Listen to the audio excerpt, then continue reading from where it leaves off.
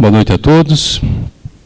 Então, vamos ao último painel e para a conferência de encerramento do primeiro Congresso de Justiça Eletrônica do UFPR. Depois de uma maratona de painéis e mesas redondas, essa é a última. Temos o grande prazer e a honra de contar aqui com o professor Juan Pablo, que vai fazer a conferência de encerramento. E antes da conferência dele, eu vou fazer uma rápida exposição sobre a pesquisa que eu estou desenvolvendo especificamente no grupo de Justiça Eletrônica. E vou utilizar um pouco o estilo do professor Newton, retomar alguns temas que ele falou na abertura desse evento. Então vai ser uma palestra mais expositiva e principalmente para divulgar o que o nosso grupo tem trabalhado e de que modo juízes presentes e membros de pesquisa de outros grupos podem interagir com o nosso grupo no desenvolvimento desses temas de pesquisa comum, né? Então, vou usar o quadro para fazer alguns esquemas e também explicar um pouco, retomar a questão da informática jurídica. Quando eu comecei a pesquisar lógica jurídica no Brasil, em 1997, isso soava muito estranho. As pessoas não sabiam realmente o que era lógica deontica. Eu fiz um projeto de pesquisa e a minha dissertação foi sobre lógica deontica para consistente. Na época, isso era novo e acho que ainda é novo até hoje, né? Com exceção dos nossos colegas e amigos argentinos, da Escola Argentina, o professor Juan Pablo está aqui presente. Na Argentina não soa estranho, né? Na Faculdade de Direito tem uma larga tradição de desenvolvimento de estudos analíticos e de estudos de lógica jurídica. E aqui no Brasil, as faculdades de Direito praticamente, durante muito tempo, acho que até hoje, não é a nossa tradição filosófica predominante, né? E, de alguma maneira, o processo eletrônico hoje, sendo desenvolvido dessa maneira muito forte, o juiz Paulo Cristóvão estava aqui e mostrou para vocês como o CNJ está investindo na infraestrutura do processo digital no Brasil. E, de alguma maneira, existe aí um vácuo que consiste no seguinte: como fazer a informatização se não há uma disciplina, ou um desenvolvimento, uma tradição de informática jurídica, né? E o Brasil realmente não tem, por exemplo, nenhum periódico ainda especializado em informática jurídica. Os periódicos especializados nessa área ainda são de fora do Brasil. E não só isso, nós não temos tradição dentro do direito de estudos analíticos e estudos de lógica jurídica. Apesar de que temos, por sorte nossa, a Escola de Lógica do professor Newton, né? O professor Newton da Costa. Sozinho ele praticamente fundou a Escola Brasileira de Lógica, né? Hoje tem vários núcleos, principalmente na Unicamp, na Universidade Federal de Santa Catarina. Conheço vários discípulos do professor Newton que desenvolvem pesquisa em lógica, inclusive em lógica da computação. Então, um pouco, essa é uma via indireta na qual a gente consegue, através desse tema de justiça eletrônica, também, e isso é necessário, desenvolver estudos teóricos, estudos de informática jurídica, né? Porque países como os Estados Unidos já têm uma larga tradição e inclusive periódicos destinados a isso, congressos sobre tecnologia e direito. E nós estamos fazendo um processo eletrônico, mas a teoria toda vem de fora, né? O juiz Braulio Guzmão estava aqui, dizendo que participa de congressos nos Estados Unidos, então agora nós temos que começar, né? Então, de alguma maneira, o nosso grupo está preocupado com isso também. Não só pesquisar a justiça eletrônica, mas produzir conhecimento prévio em informática jurídica, em lógica jurídica, necessário para a produção de um bom processo eletrônico, né? Então, muito rapidamente, eu queria fazer aqui, recuperar um pouco a história da informática jurídica. No Brasil, ela começa por incrível que pareça, não é com um brasileiro, mas dentre os discípulos do Miguel Reale, tinha um professor italiano chamado Mário Lozano. Mário Lozano hoje vive na Itália, tem mais de 70 anos, mas foi um dos precursores, nos anos 70, na USP, nos estudos de informática jurídica. Então, o Mário Lozano tem alguns livros publicados sobre informática jurídica, e é um pouco ainda a referência obrigatória, né, Elton? O Elton estudou isso na sua dissertação, mas é a informática jurídica do Mário Lozano, né? Fora ele, pelo menos a gente não tem, dentro do direito, nenhum grande autor que tenha se dedicado, fora Mário Lozano e algum brasileiro, à informática jurídica. Então, isso está começando agora. Realmente, depois dos anos 70 e agora o processo eletrônico, isso é uma oportunidade de isso ser feito no Brasil, né? Informática jurídica, basicamente, é derivada do desenvolvimento da lógica, né? Finalzinho do século passado, começo desse século, a gente tem o princípio da matemática, do Bertrand Russell, onde lógica proposicional é desenvolvida na sua configuração moderna, né? E os historiadores da lógica dizem o seguinte, que a gente vive hoje um período de fertilidade de estudos lógicos, né? Da lógica do Bertrand Russell e do Whitehead, no comecinho do século XX, né? O princípio da matemática. O Russell falou que demorou 10 anos para escrever, e depois, quando ele publica, ele diz que a energia gasta foi tanta que praticamente ficou mais de uma década sem produzir nada em lógica, porque lhe faltava energia, de tanta... enfim, era uma empresa extraordinária, ele passou mais de 10 anos escrevendo o princípio da matemática.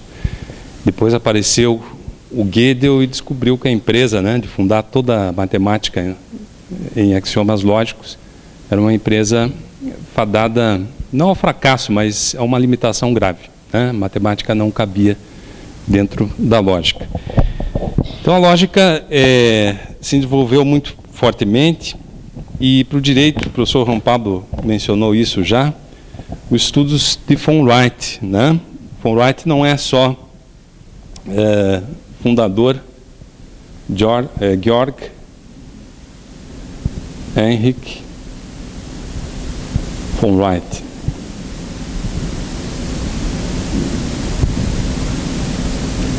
Vamos escrever certinho aqui.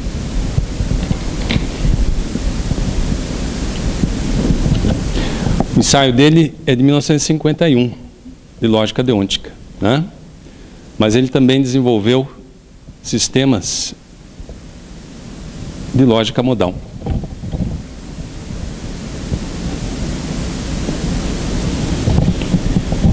Isso de maneira independente. Juristas, o von Wright era mais filósofo, não era jurista, né? E alguns juristas muito atentos à filosofia viram na obra do von Wright uma novidade importante e fizeram começaram a estudar a teoria do direito a partir de toda a lógica deôntica desenvolvida por von Wright, né? O professor Juan Pablo está aqui, também deu curso sobre isso. Sem sombra de dúvida, a melhor aplicação da lógica do von Wright ao direito é a obra clássica de Alschuron Bulligen, chamada Normative Systems.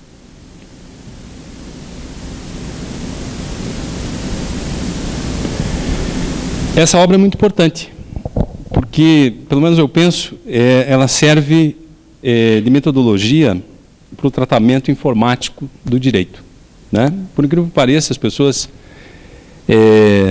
que hoje trabalham com informática e direito,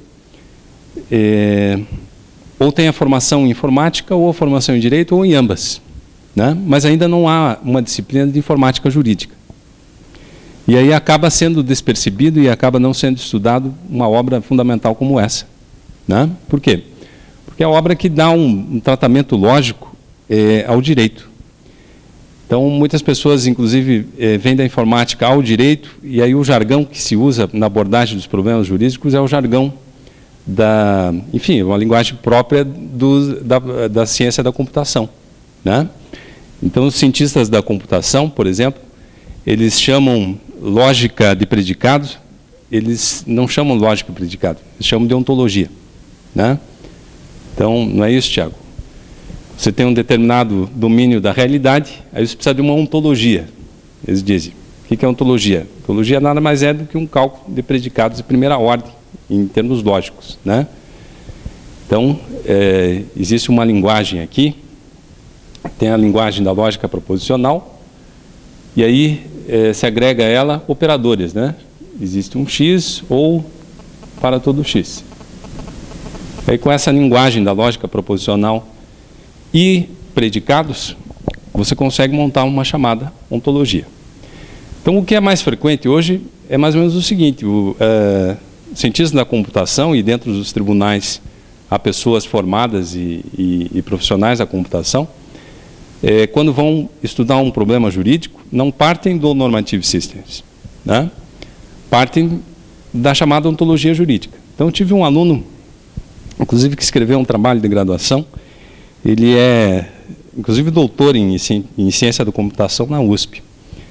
E ele escreveu todo o trabalho de ontologia jurídica, mas não conhecia o Normative System. Então, qual que é a vantagem, digamos, o grande ganho teórico dessa obra, né? O professor Juan Pablo aqui pode falar muito melhor do que eu, porque é um dos discípulos do professor Bulligin e deu o curso da semana passada. E grande parte do curso foi alguns conteúdos do Normative Systems, né? Porque isso sistematiza o direito, né? O Normative System tem lá o universo de casos, universo de soluções, universo do discurso, universo de propriedades. E há uma correlação, né, entre, por exemplo, como se dá uma decisão jurídica, em termos lógicos. Uma correlação entre o universo de casos e o universo de soluções. No final do Normative Systems tem toda, quem é lógico, por exemplo, gosta de lógica, tem toda a lógica deontica empregada por Juan Bulligin, está toda axiomatizada, né? Enfim, em 5 páginas você consegue axiomatizar e colocar toda a teoria do Normative System em linguagem lógica matemática, né? Mas, por incrível que pareça, eu acho que esse que é o desafio. Hoje em dia, num grupo de pesquisa interdisciplinar, nós colocarmos junto, e o problema é que não há linguagem, né? Os cientistas da computação, os lógicos, os matemáticos, os filósofos falam linguagens diferentes. Nossos colegas argentinos, o professor Antônio Martino, o professor Roberto Vernengo, também, desde os anos 80, já trabalhavam e produziram muito material e faziam congressos, há congressos famosos, por exemplo, em Turim, onde se desenvolvia a informática jurídica. E esses professores estão vivos até hoje, né? São colegas aí do professor Juan Pablo. A grande virtude é justamente essa: conseguiram fazer uma junção de linguagens e desenvolver uma teoria onde se pode falar de direito, se pode falar de lógica e também de informática, né? Então, um pouco essa é o desafio hoje de trabalhar dentro dessas áreas e também entender o que é lógica, né? Eu acho que o núcleo duro mesmo é lógica. O professor Newton sempre é convidado para dar palestras e a teoria dele se aplica a muitos campos. Então, o núcleo duro é lógica por quê? Porque é ela que fornece, eu acho, a teoria básica. E aí o Departamento de Ciência da Computação já chamou o professor Newton, por exemplo, para falar de lógica para consistente, mas do ponto de vista da programação, né? Então, só para dar um exemplo para vocês, olha, o cálculo proposicional, há 3 maneiras de ver ele. Através de axiomas. Geralmente os lógicos estudam um sistema lógico através de axiomas, né? Mas não é o único tratamento lógico existente. Os filósofos preferem, geralmente, o método que eles chamam de dedução natural. Até tem um livro traduzido para português do Benson Mates, Lógica Proposicional. Todo ele apresenta teoria lógica baseada em dedução natural, né? E os matemáticos preferem ou abordagem axiomática ou abordagem algébrica. E aí eles dizem o seguinte, que lógica nada mais é do que álgebra de Boole. No fundo, a lógica ela pode ser reescrita em várias linguagens, ou dedução natural, axiomas ou álgebra de Boole. E do ponto de vista aplicativo também, né? A lógica proposicional, ela pode ser interpretada como, digamos, uma ferramenta para a gente analisar raciocínios dedutivos, ou você pode interpretar a lógica no outro sentido, que é no sentido da computação, né? Todo computador hoje ele é construído sobre nada mais é do que uma máquina lógica. E o verdadeiro falso não tem esse significado, né? A lógica, pelo menos do ponto de vista da engenharia, ela é interpretada como um sinal 0 e sinal 1, né? E aí o sinal 1 presença ou ausência de sinal elétrico e o sinal 0 presença ou ausência de sinal elétrico. Está melhor aqui? Ou se vocês quiserem, pode ser interpretado como um jogo, simples jogo, um exercício intelectual, né? Inclusive, essas outras lógicas, lógica modal, lógica deôntica, também podem ser interpretadas como jogos. Tem um trabalho de lógica deôntica onde se pode interpretar um sistema de lógica deôntica como sendo um sistema de trânsito, regras obrigatórias, permitidas, proibidas. Então há várias interpretações. Isso significa, acho eu, que se a gente for estudar informática jurídica, o pressuposto básico seria começar a estudar pela lógica, né? O professor Newton não falou isso, ele falou muito brevemente, mas acho que o livro básico demonstra algo que ele tocou, mas não se aprofundou, que é o surgimento das lógicas não clássicas, né? Livro clássico de exposição é o livro da Susan Haack, Lógicas Desviantes, né? Susan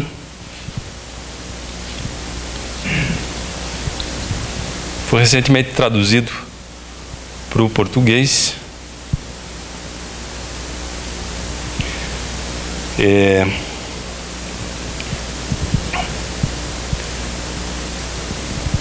Acho que tem esse título. Enfim, eu diria que é o melhor livro expositivo de lógicas não clássicas existente atualmente, né? E foi escrito em 1970, por aí. Mas é um livro clássico que, pelo menos, mostra como que a lógica deixou de ser única. E aí, hoje, nós temos muitas lógicas, né? Só para dizer 3 tipos: a paraconsistente derroga o princípio da não contradição, né? Então, as proposições podem ser verdadeiras e falsas ao mesmo tempo. Lógicas paracompletas derrogam o princípio do terceiro excluído, que ou uma proposição é verdadeira ou é falsa.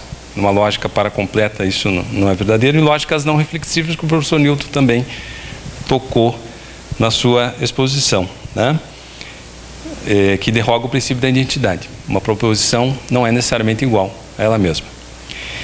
E aí, desde os anos 80, as pessoas que lidam com inteligência artificial têm usado essas lógicas não clássicas.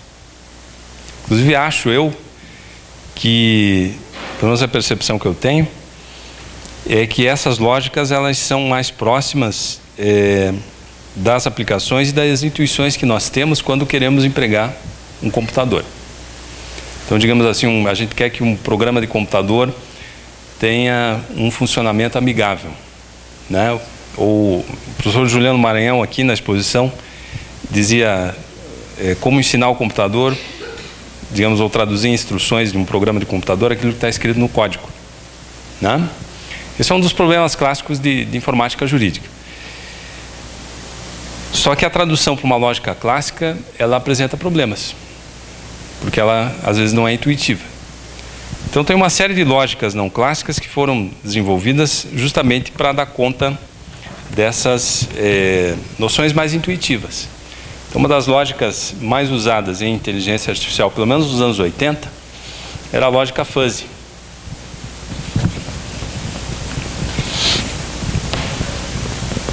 O que é uma lógica fuzzy?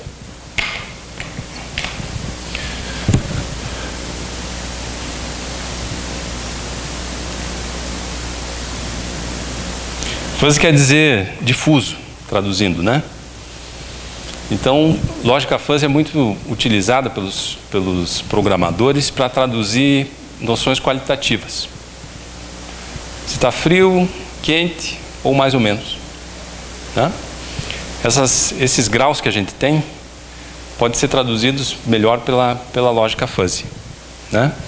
Ou seja, lógica fuzzy é uma lógica mais fraca que a lógica clássica, na qual é possível você colocar um grau, digamos assim, tem um conjunto dado por uma certa propriedade, e aí, sei lá, um objeto A,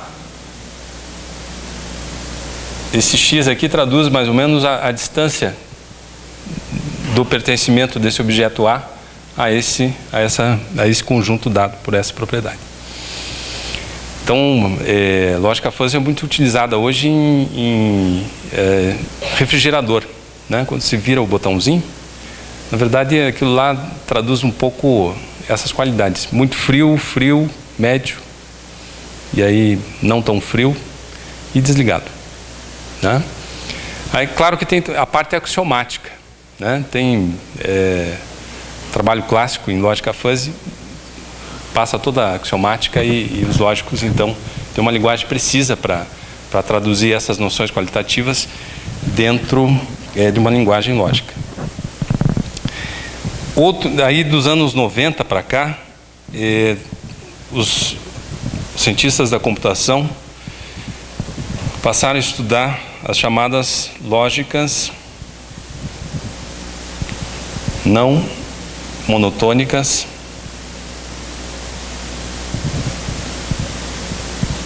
ou lógicas derrotáveis. A função dessas lógicas, basicamente, é fazer inferência com informação incompleta. Exemplo clássico que os cientistas da computação dão é mais ou menos o seguinte: todos os pássaros voam, né? Até você conhecer um pinguim, que é um pássaro, tem todas as características de pássaro, mas não voa. Então, isso coloca um problema do ponto de vista lógico, porque tem certos exemplares ou certos objetos que têm uma categoria, eles não são categorizados facilmente, né? Porque você dá as propriedades, por exemplo, essas propriedades P, só que esse objeto X, digamos que ele seja o pinguim, ele tem todas as características dessas propriedades, por exemplo, aves, né? Só que tem uma propriedade que faz parte da definição de ave, por exemplo, voar, só que o pinguim não tem essa propriedade, né? Em termos lógicos, lógica derrotável, há várias maneiras de abordar esse problema, né? Mas basicamente, qual que é a limitação que a lógica clássica tem? Quando você tem uma propriedade dessa, a gente quantifica, por exemplo, para todo x, tx, né? Você quantifica esse objeto. O problema é que na nossa linguagem e no nosso conhecimento a gente não quantifica só variáveis, a gente quantifica propriedades. Então teria que ter aqui uma espécie de quantificador para as propriedades, né? E aí, isso em lógica se chama lógica de ordem superior. O cálculo de predicados de primeira ordem é de primeira ordem porque você não quantifica propriedades, só quantifica variáveis. Se você quantificar propriedades, aí é um cálculo de predicados de segunda ordem.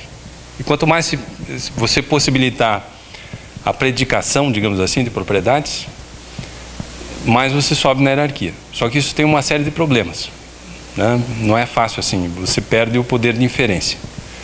Então há várias abordagens, mas basicamente lógicas não monotônicas ou lógicas derrotáveis servem para, digamos assim, que você tem um programa, mesmo que você insira informações, ele consiga fazer inferências, né? E ele tem o poder de, a partir dessas informações, sempre revisar as conclusões.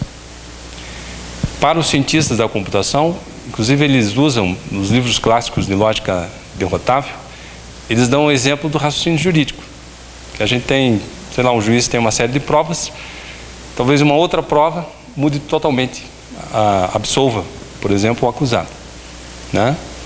Então o raciocínio probatório dentro do direito, ele não é um raciocínio estritamente dedutivo, é o que o professor Juan Pablo já falou, a lei do reforço do antecedente, né? Lógica clássica, a gente pode ir adicionando premissa, a conclusão continua a mesma, né? Mas isso não traduz a nossa maneira de pensar. À medida que a gente vai conhecendo o mundo, a gente vai conhecendo as exceções, né? Como uma língua. Aprender uma língua é aprender as regras gramaticais, mas principalmente aprender as exceções, né? E tem, às vezes, quando você fala uma língua estrangeira, você aplica uma regra e você não sabe que aquela regra tem uma exceção, né? Então, basicamente, essas são as lógicas hoje mais utilizadas em inteligência artificial. O problema é, digamos assim, agradar todo mundo. Em que sentido? Do ponto de vista de um cientista da computação, você muda a lógica, está ótimo, né? Agora, será que do ponto de vista do direito, do ponto de vista filosófico, isso é aceitável, né? Enfim, eu só queria dizer que as exigências epistemológicas de cada ciência, elas mudam, né? Do ponto de vista filosófico, essas lógicas não clássicas, elas têm certas discussões e certas correntes que não aceitam. Já isso não prevalece entre a comunidade dos cientistas da computação, né? E falando em inteligência artificial, daí eu já queria mais ou menos abordar o tema central da exposição. É o velho problema já colocado pelo Alan Turing nos anos 50, né? O Alan Turing era um grande pensador, um grande lógico inglês. Era um herói da Segunda Guerra Mundial porque no escritório dele os ingleses conseguiram decifrar o código nazista, né? Os nazistas tinham um código específico que empregavam nas suas comunicações. Graças a um dos sucessos, né? Um dos fatores que explica o sucesso da resistência inglesa é justamente a quebra desse código e a possibilidade que os ingleses tinham de interceptar as comunicações nazistas e se antecipar aos ataques, né? Então, terminada a Segunda Guerra, o Alan Turing vira um herói de guerra, um herói inglês, e o importante, no fundo, de toda a obra do Turing é as preocupações que ele tinha. Então, tem um artigo clássico do Turing que se chama, digamos assim, eu vou colocar em inglês porque não saberia traduzir isso. Digamos assim, seria uma máquina computante, ou uma máquina computadora e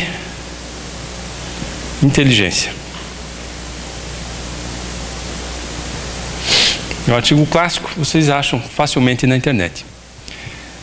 Eu estou trabalhando em cima desse artigo do Turing justamente para escrever, terminar a minha pesquisa dentro do nosso grupo de pesquisa. E é impressionante como o Turing já se colocou o problema da inteligência artificial, né? Edna mencionou na sua exposição hoje, o Turing pensava num experimento onde você separaria uma pessoa e aí colocaria uma parede, do outro lado, digamos, você colocaria uma máquina, né? E aí faria uma espécie de orifício e a maneira de comunicação entre a pessoa que estava do lado de fora, que não saberia o que teria do outro lado da parede, e aquela máquina seria, por exemplo, por máquina de escrever, né? Ou passaria papéis. E aí o teste de Turing é mais ou menos o seguinte: essa pessoa poderia fazer perguntas, quaisquer perguntas, através desse meio de comunicação, e dependendo das respostas que ela recebesse daquilo que estava do outro lado da parede, será que ela seria capaz de distinguir a resposta de um ser humano da resposta de um computador? Então esse é o chamado... o Turing, ele já previa, ele já queria dizer o seguinte, que as máquinas, em um certo sentido, elas pensam, elas têm inteligência.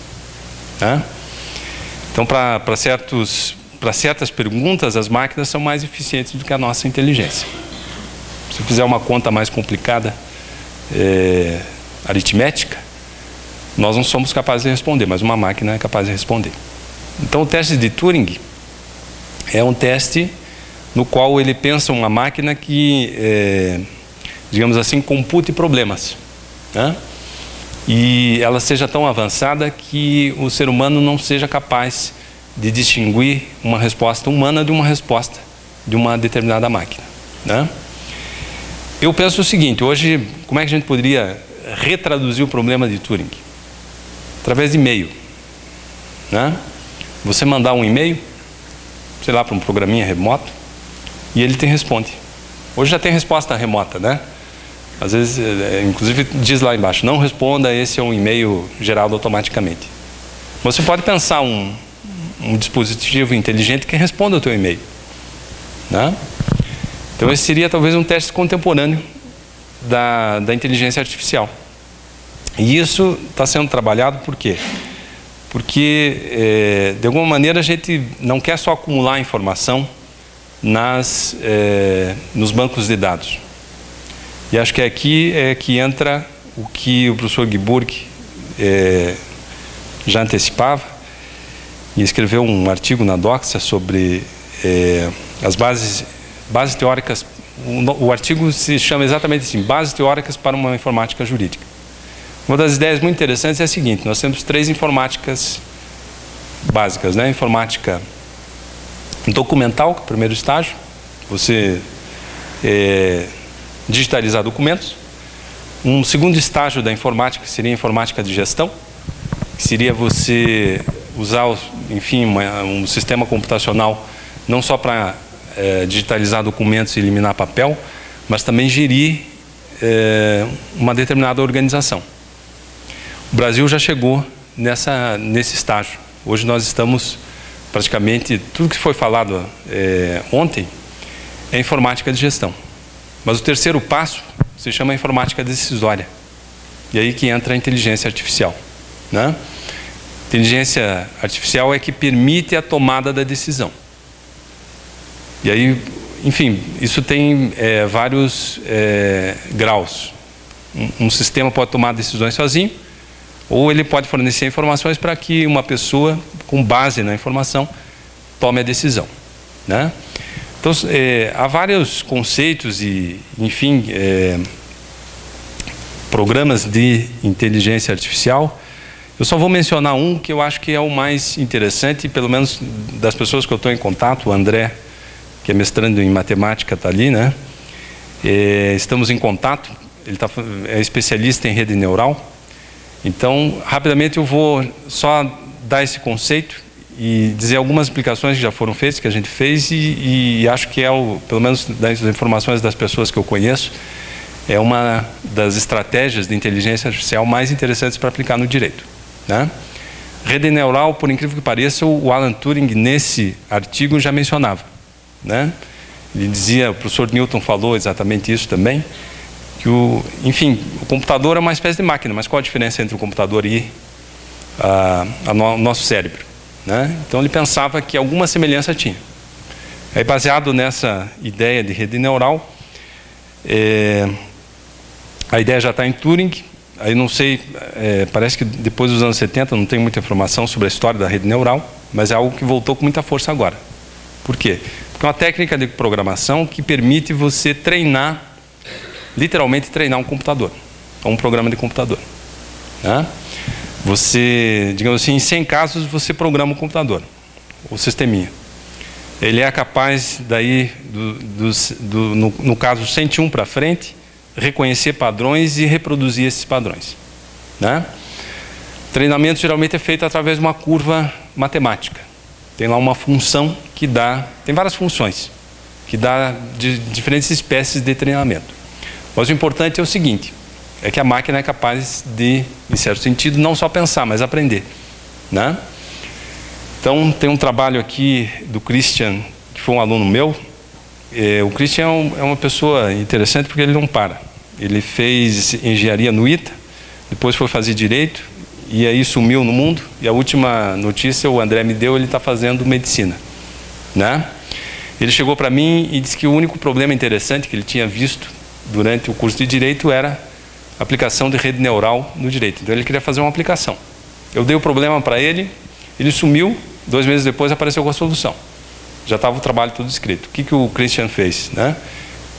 Criou uma rede neural, e não sei o que o professor Juan Pablo vai falar, que é penalista, né? Mas ele treinou a rede neural, digamos assim, alimentou a rede neural com dados de magistrados, né? Como que pode ser um magistrado só ou vários, um tribunal. Como que eles estavam julgando os casos semelhantes, né? E aí você coloca a rede para funcionar, para aqueles mesmos casos a rede vai reproduzir os padrões. Então isso tem várias utilidades, né? Você pode, por exemplo, medir a coerência ou não. O professor José Renato falou do alto precedente. Com rede neural eu posso testar se na série de decisões, por exemplo, de um julgador, de um tribunal, eu tenho coerência. Ou aquele padrão está se repetindo. E a coisa funciona, porque uma vez treinada, ela realmente reconhece os padrões e vai reproduzindo esses padrões, né? O que nós estamos trabalhando agora é numa espécie de conciliador virtual, né? Você treina o sistema, alimenta ele de diferentes maneiras, aí é uma discussão de qual a melhor maneira você alimentar, mas a ideia do conciliador virtual é que as partes alimentem o sistema com as suas demandas, e aí através de uma rede neural você já tenha um sistema que já proponha, digamos assim, qual que seria a melhor, né? Qual que seria a melhor proposta, um melhor acordo, né? Isso é usado em economia, poderia ser usado também em rede neural, tá? Isso está novo ainda no direito. Conversei hoje à tarde com um professor da informática, ele disse que exatamente da medicina, o professor José Renato também já escreveu sobre isso. As redes neurais estão sendo treinadas para dar diagnóstico, né? A pessoa chega lá, descreve alguns dos seus problemas que ela tem, a rede neural já alimentada por muita informação, dados certos, digamos assim, sintomas, muito provavelmente essa é a doença. Então o sistema, a rede neural, ela já faz um pré-diagnóstico do paciente, já um ganho de tempo, e faz isso de forma automática, né? Um conciliador virtual poderia justamente ajudar o conciliador e ajudar ele a fazer a tomada da decisão, porque o conciliador precisa de técnica, né? Ele não chega lá fazendo um acordo, propondo um acordo inegociável, né? Então, enfim, eu gostaria só de mencionar essas lógicas nesse tempo muito curto, e meu propósito que era um pouco dizer o que a gente está dentro do grupo estudando. A gente tem contato, tem essa vertente da lógica, e agora a gente está em contato também com o pessoal da programação, que também trabalha de maneira interdisciplinar. Eles são da matemática, mas também são da área de informática, né? E aí trabalham na medicina, e agora a gente está chegando no direito. Então acho que o próximo passo, pelo menos uma das intenções, a minha intenção é essa, enquanto posição pessoal, eu acho que nós temos todas as condições de não só fazer uma justiça eletrônica, mas empregar também ferramentas de informática decisória, né, que não fiquem só na informática documental e de gestão. E isso está sendo desenvolvido fora do Brasil, e aqui a gente teria que começar a fazer esse tipo de estudo, né? E aí, claro, tem que ser feito de maneira interdisciplinar, Mas, enfim, só para terminar, o Google só consegue inovar e fazer cada vez uma ferramenta nova porque tem justamente esses mecanismos, né? E se a gente não tiver esses mecanismos, como lógicas novas ou técnicas de programação nova, não se desenvolve com pleno vigor tudo que pode ser feito em informática jurídica, tá?